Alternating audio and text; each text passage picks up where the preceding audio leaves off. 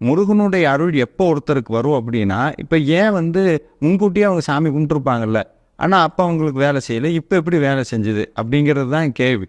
அதுதான் என்னென்னா, நம்மளும் சாமி கும்பிட்றோம், ஆனால் நமக்கு கும்பிட தெரியாது. உண்மையாலுமே அதுதான். இப்போ எப்படி சொல்கிறேன்னா, ராங்கான ஃபோன் நம்பர் போட்டு ஒருத்தர்கிட்ட பேசுகிற மாதிரி தான் அது. அப்போ உண்மையாலுமே இறைவனுடைய அருளை நம்மகிட்ட எளிமையாக கொண்டு வர்றது யாருன்னா குரு தான் கொண்டு வருவார். அதனால தான் நம்ம சமயத்தில் குருவுக்கு இறைவனை காட்டிலும் ஒரு பங்கு அதிகமாக ஒரு இடம் வச்சுருக்கோம். குரு சொன்னால் இறைவன் தட்ட மாட்டார். குரு எப்படி சொல்லுவார் அப்படின்னா, இந்த பதிகங்கள் மூலமாக தான் ஆச்சாரியார்கள் நம்மகிட்ட பேசுவார். அப்படி ஒரு ஞான பரம்பரையில் அருணகிரிநாதருங்கிற மகா ஒரு சித்த புருஷருடைய வார்த்தைகள் தான் வேல் வகுப்பு.